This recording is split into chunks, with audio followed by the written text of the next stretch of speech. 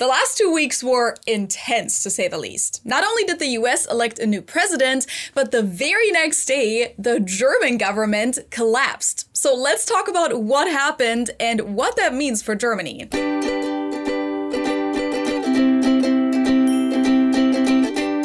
Hello, servus, and welcome back to my YouTube channel. My name is Feli. I'm originally from Munich, Germany, but I've been living here in Cincinnati, Ohio, on and off since 2016. And before we dive into the topic, I have a quick announcement for any of you who are wanting to learn German or Spanish or another language, because I actually teamed up with Babbel to get you an amazing Black Friday deal. Babbel is one of the top language learning apps in the world that'll get you to start speaking in just 3 short weeks. You can easily practice real-world conversations like this one about expressing your opinion. Das sehe ich anders. Das sehe ich anders. That's definitely something you'll need if you ever wanted to talk about political topics like these in German, but also, of course, when talking about your favorite movie or your thoughts on the new restaurant around the corner. Or you can check out these hands-on lessons about how to greet your neighbor, how to say goodbye to your German teacher, or how to order coffee. Ich hätte gern einen kleinen Kaffee, bitte. Ich hätte gern einen kleinen Kaffee, bitte. I really like that Babbel lessons are created by hundreds of language experts so that you can learn practical, realistic conversations like these from day one. And in addition to the regular lessons, Babbel also offers live online classes and podcasts that you can listen to all throughout your day. And if it's not the right fit after all, no worries. Babbel has a 20-day money-back guarantee and will get you a full refund. Since it's almost Black Friday, you can now get 60% off with my link in the info box below, or if you just scan this QR code. So don't miss out and secure 60% off during Babbel's Black Friday sale. So you may have seen headlines like these in the last few days and asked yourself, what exactly does that mean? I received quite a lot of messages from you guys asking if I could shed some light on this, so let's do it. First of all, what happened exactly? On November 6th, so the day after the US election, the federal government of Germany got together to discuss the budget for the upcoming year, and particularly to find a way to close a €1 billion gap in the budget. But they didn't come to an agreement. Chancellor Olaf Scholz and his Social Democratic Party, the SPD, wanted to take on more debt than initially planned and use the extra money to boost Germany's struggling economy by lowering energy prices and offering investment incentives. They also wanted to send additional support to Ukraine. But the finance minister, Christian Lindner, who belongs to the Libertarian Party FDP, blocked this, saying that it would violate Germany's constitutional debt brake, the Schuldenbremse. And he disagreed with Scholz, who said that there would be a legal workaround for this. Now, after just finding out that Donald Trump was coming back into office, there was certainly a lot of pressure on the German government that day. Economy experts have projected that Trump's tariffs would further increase inflation all over the world, and for Germany particularly, it's estimated that this will cost the country roughly $127 billion over the next 4 years. And it's due to Trump's approach to the war in Ukraine that the German government felt like it would be especially important at this time to provide extra support for that region. But instead of sticking together during these uncertain times, something must have happened on November 6th, because by the end of the day, Chancellor Olaf Scholz decided to put his foot down once and for all and fired Finance Minister Christian Lindner. Scholz explained his decision by saying, Ich sehe mich zu diesem Schritt gezwungen, Schaden von unserem Land abzuwenden. He stated that Lindner has repeatedly betrayed his confidence and wasn't willing to find compromises to make decisions for the entire country, but instead got hung up on party politics and kept blocking negotiations. Lindner, on the other hand, accused Scholz of unnecessarily staging his dismissal instead of ending the government coalition on mutual terms, and said that Scholz is leading Germany into a phase of uncertainty. Now, technically, firing a minister doesn't automatically mean the whole government falls apart.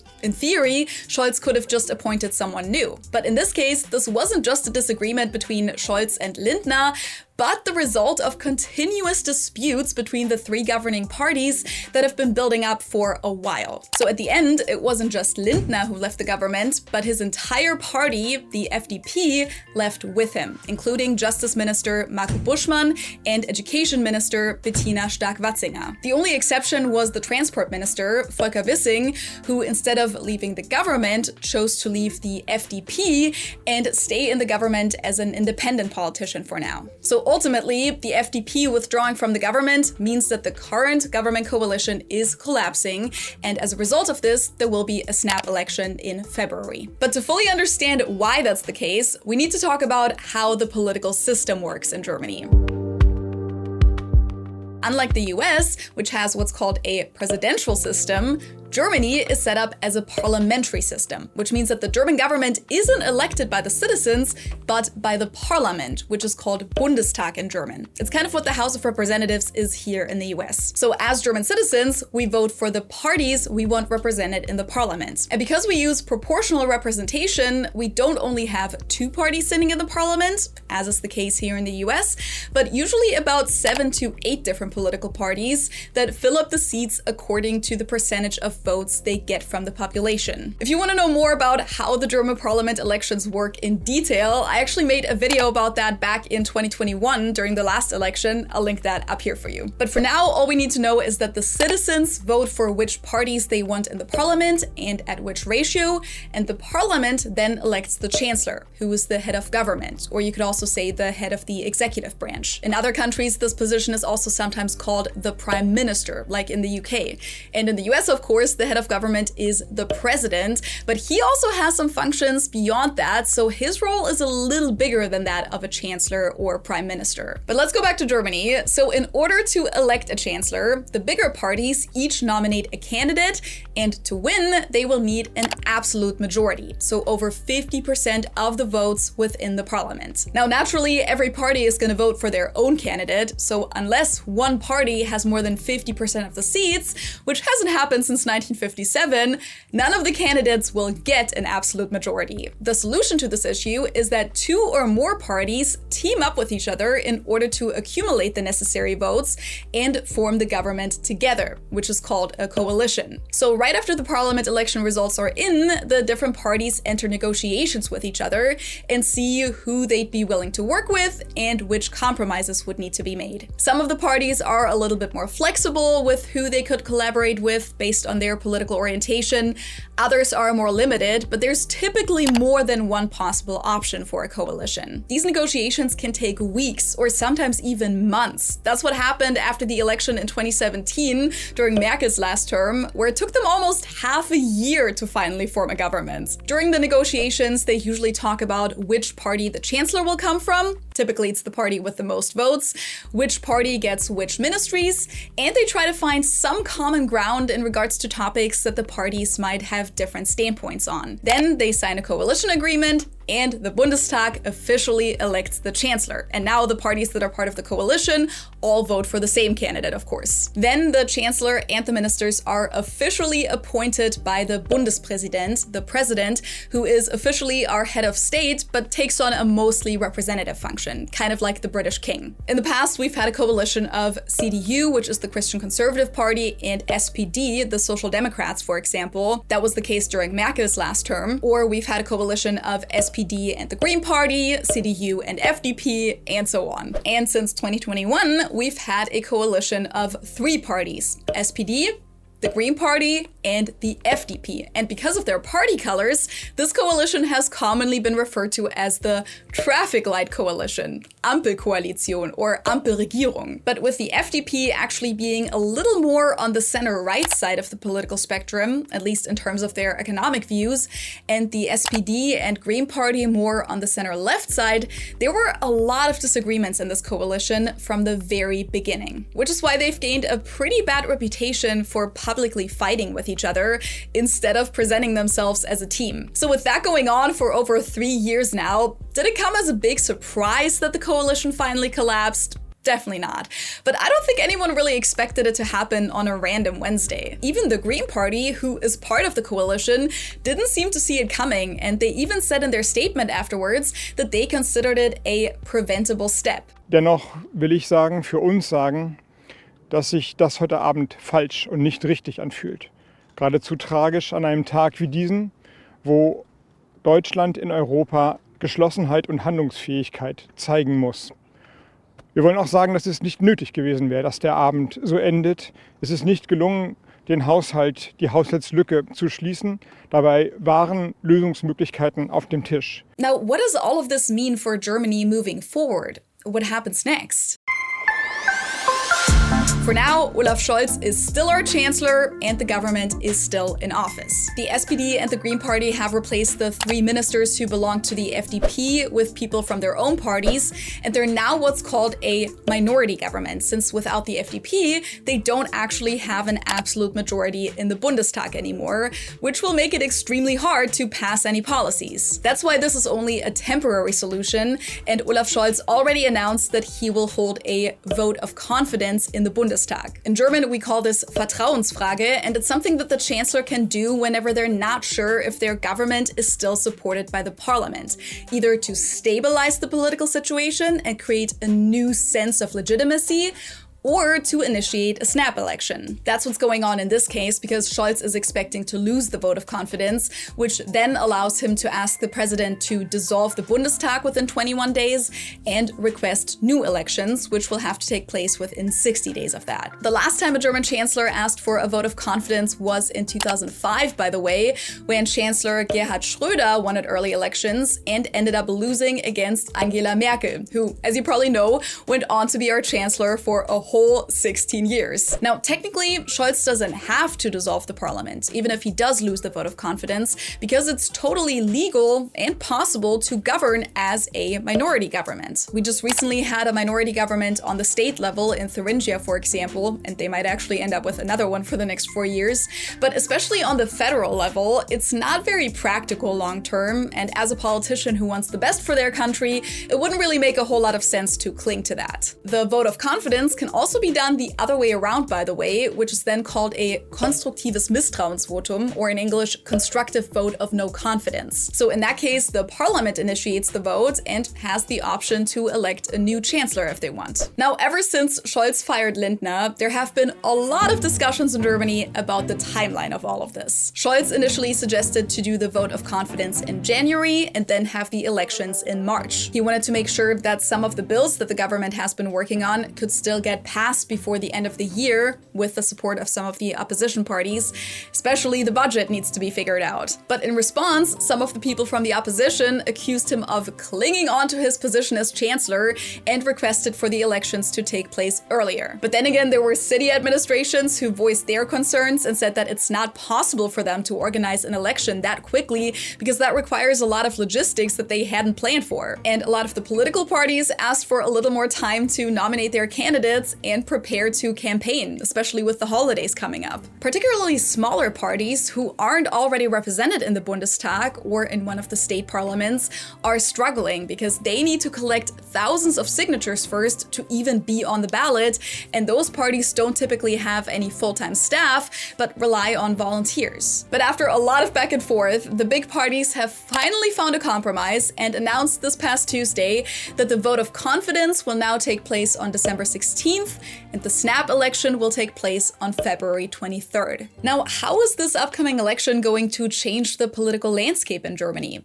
Who's running for a chancellor? And which party is projected to get the most votes?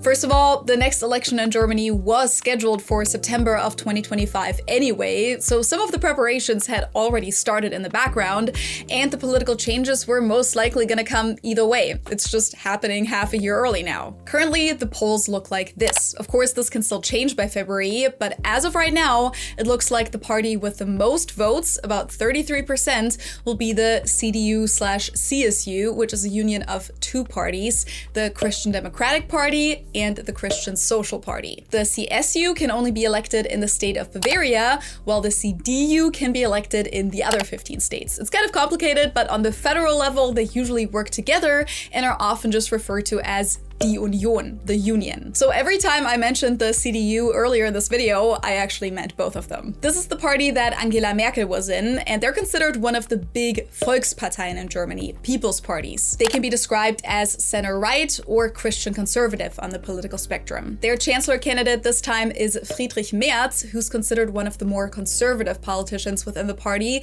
And the way it looks right now, he will most likely become Germany's next chancellor. The second strongest party on here, with 17% of the votes, is the AfD, which is a far-right party that's been gaining a lot of support in Germany over the last few years, even though they were only founded in 2013. In the state election in Thuringia this past September, they actually received the majority of the votes, which marked the first time since World War II that a far-right party won a German election. Yet, since no other party was willing to form a coalition with them, it doesn't look like they'll end up in the state government there, which still hasn't been formed as of right now. The AfD is known for being anti-immigration and wanting to leave the European Union, among other things, and AfD stands for Alternative für Deutschland, so alternative for Germany. They're definitely the most polarizing and controversial party in the parliament right now. In the states of Thuringia, Saxony, and Saxony-Anhalt, the domestic intelligence agencies have even classified the AfD as confirmed right-wing extremist. If you want to learn more about the party, I'll link an English-speaking documentary about them in the info box below. Their candidate for chancellor will be Alice Weidel, even though I should say that so far we've only ever had chancellors from the SPD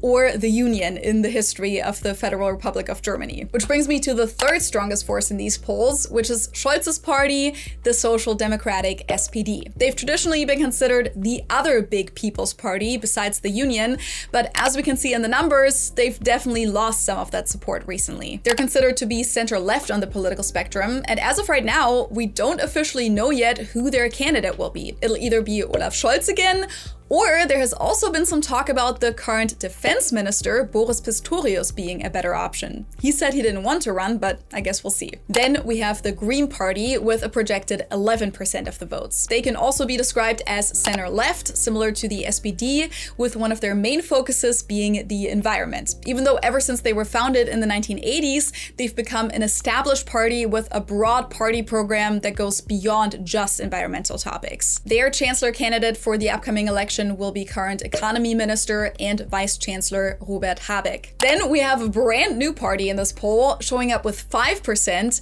the BSW, Bündnis Sarah Wagenknecht, or Sarah Wagenknecht Alliance. This party was actually just founded earlier this year by a politician who used to be a prominent member of the Left Party, Die Linke. So she was already a representative in the Bundestag as a member of the Left Party, but then decided to split off and found her own party, and several other representatives actually decided to go with her, which is why they currently have 10 BSW party members sitting in parliament, even though the party didn't even exist during the last elections. Generally, the BSW is considered to be even further left than the Left Party, and has also been described as a left-wing populist or nationalist. The Left Party itself only shows up with 3% on this poll. They're actually a descendant of the SED party that ruled in former East Germany. And unless they win at least 3 direct candidates in the election, they might not actually make it into the parliament at all this time, because they would need at least 5% for that. But I explained all the details of that in my election video. And last but not least, there is the FDP, which you've already heard so much about today. They're officially called the Free Democratic Party, and they're kind of similar to what you would call libertarian in the US, except that they're more progressive in regards to social issues. But they're a very business-focused party that advocates for a free market. On the political spectrum, they're usually considered center-right, and if they only get 4%, as this poll suggests, they might not make it back into the parliament either this upcoming election. So, since the last elections in September of 2021, where the SPD was the strongest party, there have definitely been a lot of changes. One issue for forming a coalition this time could be that almost none of the other parties are willing to collaborate with the AfD because of a fundamental difference in core values, which might make forming a coalition a little tricky again, but we'll see how it turns out in February. So in summary, The German government coalition collapsed the day after the US election when the chancellor fired the finance minister, which led one of the three governing parties to withdraw from the government coalition. As a result, Germany will have an early election in February instead of the planned election in September, which will result in a new federal parliament and will most likely also have a new chancellor, since Scholz hasn't even officially been nominated yet, and even if he does run, he would have pretty slim chances of winning. So the next chancellor of Germany will most likely be Friedrich Merz from the Christian conservative CDU. One thing that a lot of Germans aren't super excited about is that politics will now probably play a pretty big role over the holidays, and if the next election after this one takes place according to the regular schedule, it would take place in February again, but we'll see what happens. I hope I could clear up some of your questions about the political situation in Germany. If you have any follow-up questions, feel free to put them in the comments below and maybe I or someone else can help answer them. Don't forget to check out Babbel's Black Friday sale and get your 60% off with the link down below. And if you enjoy my channel and what I do on here, please consider subscribing, liking the video, or even sending me a super thanks. That's the best way to support all the work that goes into this. Or you could even become a supporter on Patreon or send me a coffee on Ko-fi.com. Either way, thank you guys so much for watching, and I hope I'll see you next time. Tschüss!